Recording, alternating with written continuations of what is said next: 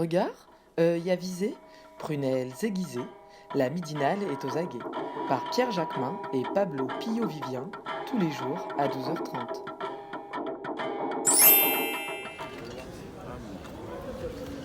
Garde la Moi je vais mettre le boîtier dessus. Toi tu te mets avec la chef.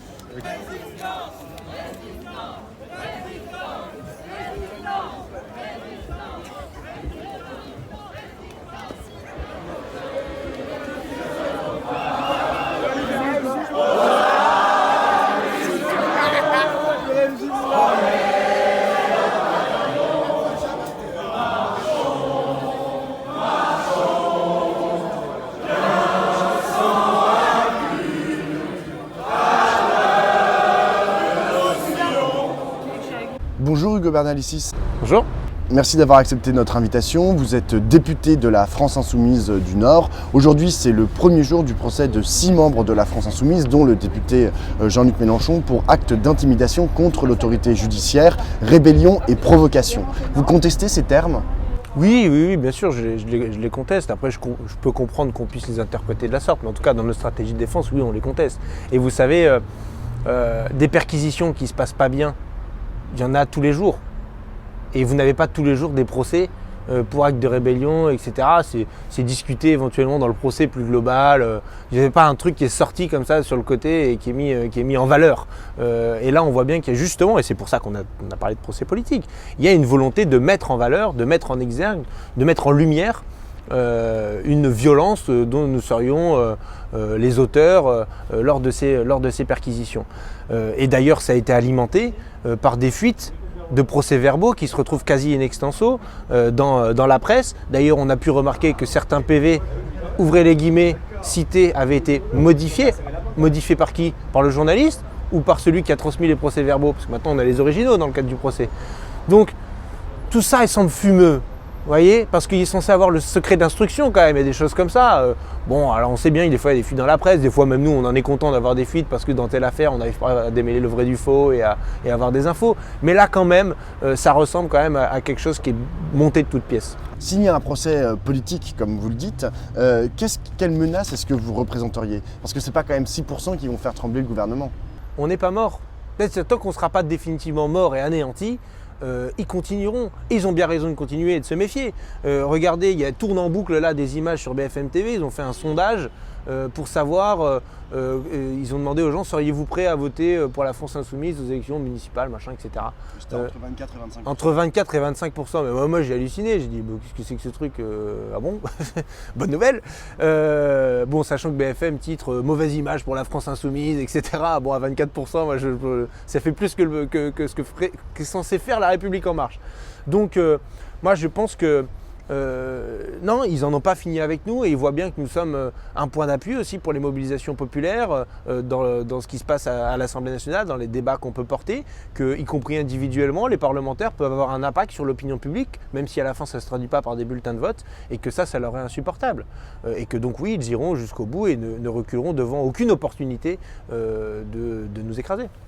Vous dénoncez les liens du parquet et du pouvoir. Seulement aujourd'hui, l'affaire qui a valu la perquisition n'est plus conduite par le parquet, mais confiée à 3 juges d'instruction, c'est-à-dire des juges du siège, des juges de correctionnel, qui eux ne peuvent pas être soupçonnés de liens hiérarchiques avec l'exécutif.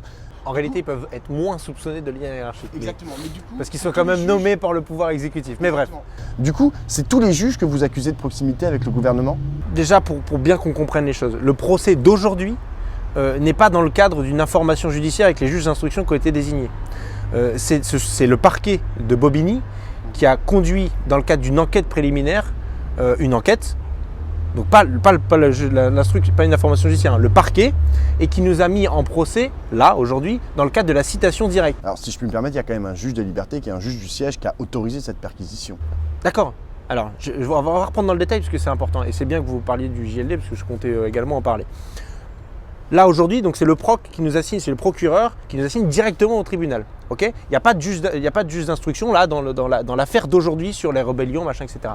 Sur l'affaire en cours, c'est ce que nous avions dénoncé en disant mais qu'est-ce que c'est que ces perquisitions qui ne se font pas dans le cadre d'une information judiciaire? Parce qu'on compare souvent avec le MoDem en disant bah oui mais le MoDem pour ses emplois fictifs au Parlement européen, ce dont on est accusé par ailleurs, il y a bien eu des perquisitions. Alors il n'y a pas eu des perquisitions chez les attachés parlementaires comme c'était le cas pour nous, donc déjà ça fait une première différence. Et deuxième différence, les perquisitions ont été faites non pas au stade de l'enquête préliminaire, mais bien au stade de l'information judiciaire.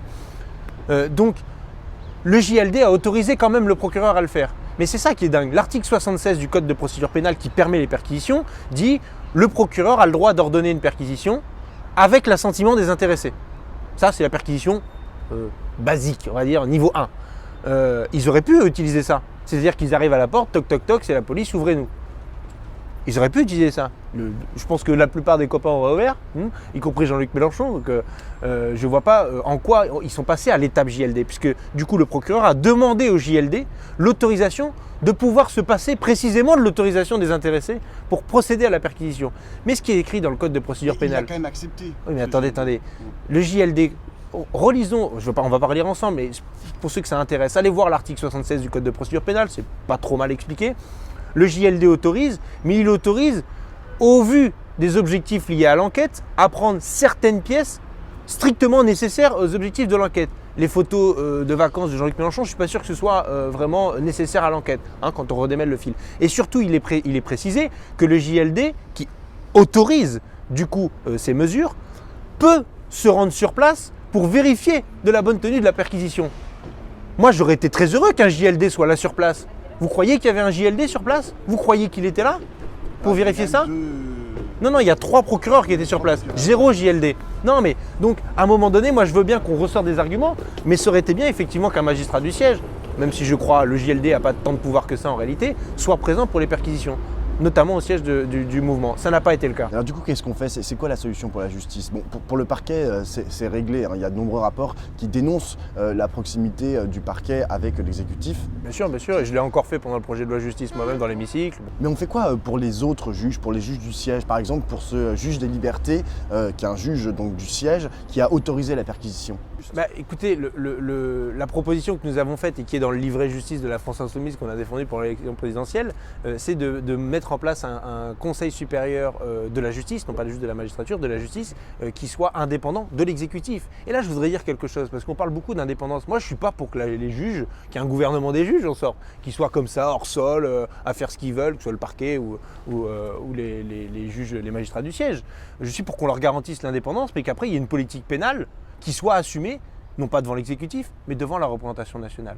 Moi, je suis pour que les circulaires de politique pénale soient validées par la représentation nationale. Mais après, ce Conseil supérieur de la justice, c'est lui qui aura tout pouvoir pour les nominations, la hiérarchie, etc., et non pas une personnalité politique. Voilà comment on pourrait donner des véritables garanties d'indépendance. C'est ce qu'aucun gouvernement jusqu'à présent n'a voulu, souhaité, osé faire, et je pense que c'est le ver qui est dans le fruit de la justice.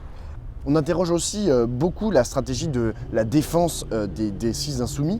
Est-ce que vous ne craignez pas qu'on vous dise qu'en matière économique et financière, c'est ce que font tous les mises en examen, dire qu'il y a un complot contre eux? Il n'y a pas de mise en examen. Non mais moi je veux… Voyez, non mais y compris vous voyez la complexité pour vous-même de comprendre. Alors quand on met toutes les affaires les unes de toute façon Richard Ferrand c'est pareil que les Insoumis, que Benalla. Mais vous n'avez pas peur qu'il y ait une confusion? Je parle en termes de communication politique et de stratégie là. Mais ça dépend pas de nous le mélange. Ça dépend de l'état de l'opinion, de les capacités des uns et des autres à démêler le vrai du faux. Après, on essaye de faire notre travail d'explication. Et nous-mêmes, des fois, on se plante entre siège, parquet, enquête préliminaire, information judiciaire. Bon, ça y est, maintenant je suis rompu depuis le projet de la justice. Mais évidemment, oui, c'est une gymnastique. Mais c'est bien qu'on le fasse. Je veux dire, c'est bien qu'on explique ça au pays. C'est bien que les gens puissent s'emparer du sujet de la justice parce qu'on n'est pas contre la justice avec un grand J. Au contraire, on poursuit un idéal de justice qui aujourd'hui n'est pas mis en œuvre, n'est pas incarné par la justice avec un petit J tel qu'on la voit dans les tribunaux à l'heure actuelle. Pas que pour nous, pour aussi les postiers du Nord qui hier se sont fait assigner à comparaître ce matin en comparution immédiate parce qu'ils tenaient un piquet de grève devant la poste. Hein, là en comparution immédiate, pour aussi tous les gilets jaunes qui sont passés en comparution immédiate de manière complètement abusive, pour les décrocheurs de portraits d'Emmanuel Macron qui se font poursuivre par le bureau de lutte antiterroriste ici à Paris de la gendarmerie nationale. Bon, c'est pour tout ça qu'on se bat, enfin, contre tout ça précisément. Merci Hugo Bernalicis. Merci.